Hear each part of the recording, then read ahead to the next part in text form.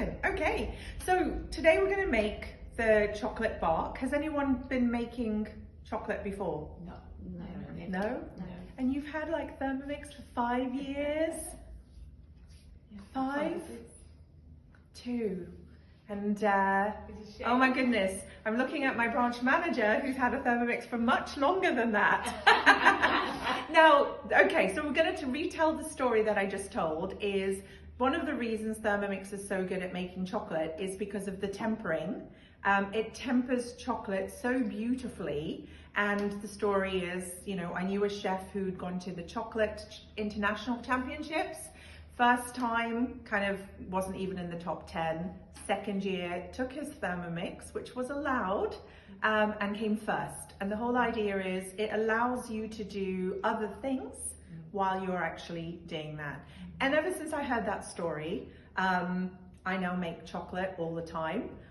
You know, I know we make sort of ganaches and things like that, but at festival times, making your own chocolate truffles is just amazing. And then being able to roll it in cocoa powder or dust it in chocolate sprinkles or coconut is just really, really exquisite. There was a question. Almonds. And almonds as well, exactly. And you know, when it's homemade, it's so much nicer. So this is a recipe. It's actually the chocolate bark recipe, which used, it's actually called peppermint chocolate bark. So it was something that I've made before at Christmas time, but for Valentine's, we're gonna actually substitute with freeze-dried raspberries just to give it that nice, beautiful red color, and do that. So we're gonna line a baking tray with paper, which has already been done. And the first step is actually grating the candy grains. So again, we can skip that because we're really wonderful of using the Thermomix and cookie dough as a guide, but when we're tailoring it to our own recipes, so we're gonna skip that and skip the crushing of it and transferring to the bowl. So the next step is actually 250 grams of dark chocolate and small pieces or callets. So we now have some beautiful dark chocolate callets. I would actually recommend that you stay to dark chocolate because milk chocolate would just make it too sweet. I haven't weighed anything, which is why I had a second bowl, and then just grab a couple more, 250 grams, and press next, and it's actually just going to melt for 4 minutes now. So the beautiful thing is we can just let it do its stuff where it has melted, and I'm just going to show you what it's done at that point. So it hasn't actually melted fully, but that's absolutely fine because the next step says scrape down, and as you can see I'm quite rough with it, and pour melted. So what we're going to do, we're actually just going to melt it a little bit more. And this is a brilliant thing. I mean, obviously it's cold today, so it's taking just a little more time to heat up, which is obviously fine. The great thing is it also says if it's needed, prolong the melting stage. So you have to be very confident to know what you are doing with at what stage. So we have just melted it a little bit more, and I can see now that it has fully melted, which is nice. And that's, you know, it gives you the confidence to know that if you have to do something again, you can. And the bowl is hot, no? It was 37, so would you like to feel it? Yeah, because... Oh! Yeah, it's... Fantastic. Yeah, 37 is good, it's yeah. body temperature, isn't it? So... Which is safe to make for me. Yes, of course, of course. So, we're just going to spread this thinly on Tray. the tray and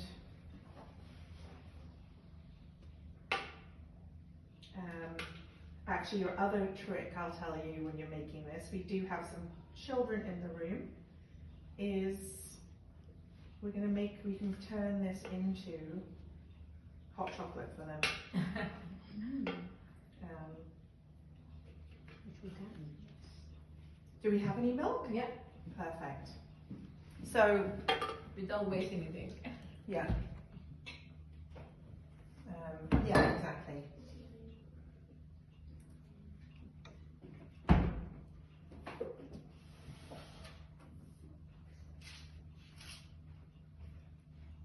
How big the tray is? The tray is quite big, so we're actually not going to be using the whole tray, Okay. as you see in a minute. I'm just going to make it kind of square, depending on how thick you want the bark. It does have to cool, but if you see, again, this is the treats of various different things. And what about the mold, if you have mold? You can use chocolate molds, yes. I mean, this one is a bark, Okay. but yes, if you have chocolate molds. So if you see that, I haven't kind of done too much, but you don't want to lose any of that wonderful No chocolate. waste. So No the waste. recipe is then going to let that set, and then it's obviously going to say, it says clean the bowl, and then melt the white chocolate. But because we have some wonderful chocolate in there, again, this is a wonderful part of using it. We can just put some milk And make it. and make hot chocolate. And this is, again, a really, really lovely. I'm just going to cover the blades for that, and I will show how much I have put there. And then just come out of the recipe using manual cooking, and we will just put 2 minutes, 80 degrees, and speed 2, just to kind of make a nice little hot chocolate to clean the bowl. And again, that's what I love, of no wastage for things And like make that. the kids happy. I think the kids happy, yeah. Besides the fact that they're also going to get this. So while I do that, I've got some freeze-dried raspberries here. Again, I actually bought that on Amazon. Can use fresh, isn't it? You don't really want to be making the fresh, because there'll be too much moisture onto it. All right. But because we're doing a nice little Valentine's special, just a nice little pink loveliness. So this is dried raspberries only? Yeah, Doesn't freeze-dried have any- raspberries. Yeah, 100% freeze-dried. Okay. You could actually do this yourself. So if you have fresh raspberries, you can actually put them in, put them in the oven and dehydrate them. Because actually they're quite expensive. For this little 38 grams, we paid $5.99 or $6.99. Wow, that's a lot. It is, but look how much I use. I have Just literally sprinkle. used 1 or 2 grams as a sprinkle. So again, these things are like an investment. If you're going to do it, you truly invest into your cupboard, and then you actually have, those things. So now I can just make it a little bit higher, because I like the froth of that. And then we can use our second bowl to melt the white chocolate as well.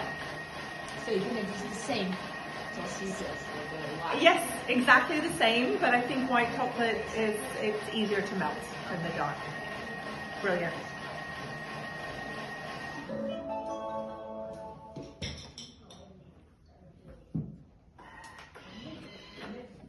Okay, so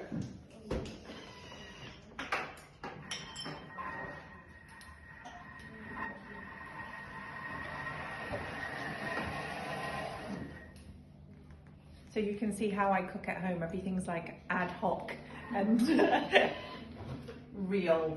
But yeah, wonderful. Yum. And we have more than 2, so if anybody else wants some. Yeah. Thank you. Look at the children. We have these. Yeah. Oh. And you see, I mean, brilliant. You see how much that is. And you can see the white chocolate has melted really, really quickly. And then the beautiful part is we just drizzle it to make some beautiful designs. And this is where you look at my haphazard, it's never as beautiful as the picture, but I truly believe because it's homemade, it's supposed to look homemade. I can see from the top. Yeah, I'll show it, I'll lift it up. See it from the top, don't worry. Oh yes, we have. Yeah, because she's wow. It looks it's beautiful. It really does. I mean, Yeah. if you were to give this, you know, as little kind of presents once we've broken it, it looks so. I mean, at Hotel Chocolate, Not cheap. how much would that be? It would be a lot. so much more expensive. And we've done it so beautifully like that. So that's now going to go into the fridge, and then we will be ready to break it. Yeah. Great chocolate. Yeah. I think we could even put it. Just use your hand. It does not. Yeah. So nicely. Need to be neat. Yeah. So now we just want to. It's not. It's too frozen. Break it like that. That's it. Oh. And so you can see if you were to have a nice little bouquet like that.